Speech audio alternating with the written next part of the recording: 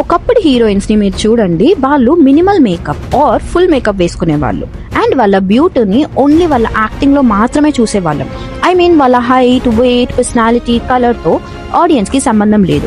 వాళ్ళు ప్లే చేసే character and ఆ క్యారెక్టర్ ని ఎలా జస్టిఫై చేస్తున్నారు అన్నది ఆడియన్స్ కి ఇంపార్టెంట్. కానీ ఫ్రమ్ 1980s to 2000 తర్వాత వచ్చిన హీరోయిన్స్ కి యాక్టింగ్ వచ్చినా రాకున్నా సర్టన్ వేలో లుక్స్, పర్సనాలిటీ ఉంటే చాలు వాళ్ళని హీరోయిన్స్ లా కన్సిడర్ చేయడం స్టార్ట్ చేశారు. స్పెషల్లీ మూవీ ఇండస్ట్రీలో మూవీస్ ప్లే చేసిన క్యారెక్టర్ కన్నా బయట ఉన్న సర్టన్ బ్యూటీ స్టాండర్డ్స్ ని సెట్ అవ్వాలి అన్న కాన్సెప్ట్ ఎక్కువైంది. ఒక మనిషి తనలో లోపం ఉంది అని దాన్ని సెట్ చేసుకుంటే తప్పులేదు. కానీ రీసెంట్ గా కాస్మెటిక్ అండ్ బ్యూటీ ఇండస్ట్రీస్ చాలా కమర్షియల్ అయిపోయాయి. న్యాచురల్ గా ఉండటం అంటే బ్యూటిఫుల్ గా లేము అన్న కన్సిడరేషన్ చేసే రేంజ్ లోకి వెళ్ళిపోయాయి. కాస్మెటిక్ ఇండస్ట్రీలో ఒక మనిషి బిఫోర్ అండ్ ఆఫ్టర్ డిఫరెన్సెస్ చూస్తే చాలా ఫీచర్స్ డిఫరెంట్ గా ఉంటాయి.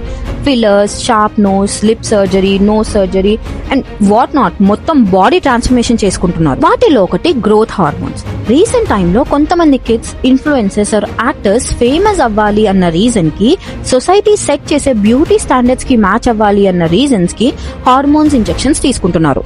ఇలా గ్రోత్ హార్మోన్స్ తీసుకుంటున్నారు అన్న ఎలిగేషన్స్ ఫేస్ చేసిన ఆర్ చేస్తున్న హీరోయిన్స్ లో ఒకరు హన్సికా మోట్వానీ.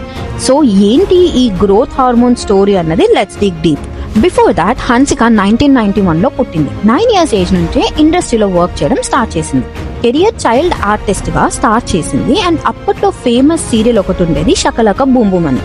అండ్ హన్సికా ఈ సీరియల్ లో యాక్ట్ చేసింది. ఈ సీరియల్ ఇండియాలో చాలా పాపులర్ అయింది. ఈ సీరియల్ తెలియని 90s కిడ్స్ ఉండరు అసలు. హన్సికా వాళ్ళ మదర్ మోనా మోట్వానీ ఒక స్కిన్ డాక్టర్. తన క్లయింట్స్ పెద్ద పెద్ద సెలబ్రిటీస్ లైక్ జూహీ చావ్లా గారు.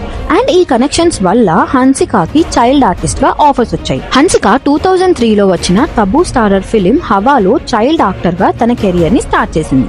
తర్వాత కోయి మిల్ గయా, జహా హమ్ కౌన్ హై, ఆరా కా దర్బార్ ఇలాంటి సినిమాలో యాక్ట్ చేసింది.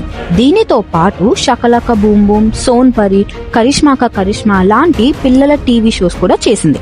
2007లో హన్సికా హీరోయిన్ గా తన డెబ్యూని స్టార్ట్ చేసింది. సేమ్ ఇయర్ తను first film Allu Arjun starrer Desamuduru and Himesh రేష్మియాతో ఆప్కా కసూర్ మూవీస్ లో యాక్ట్ చేసింది. ఇప్పటి నుంచే క్వశ్చన్ స్టార్ట్ అయ్యాయి. Because if you guys notice, తను ఆల్మోస్ట్ 2025 వరకు చైల్డ్ ఆర్టిస్ట్ గా చేసి 2007లో సడన్ గా చైల్డ్ యాక్టర్ నుంచి లీడ్ యాక్టర్ రోల్ ఎలా? How is this possible? ఈ చిన్న పాప ఇంత త్వరగా ఎలా పెద్దగా అయింది? 2007లో ఆప్కా సరూర్, దేశముద్రు మూవీ తర్వాత సౌత్ ఇండస్ట్రీలో చాలా ఆఫర్స్ వచ్చాయి. బిగ్ హీరోస్ కి ఆపోజిట్ గా హీరోయిన్ గా యాక్ట్ చేశారు. ఫ్యాన్స్ కన్ఫ్యూజ్ అయ్యారు, ఇది ఆ హన్సికా నేనా అని.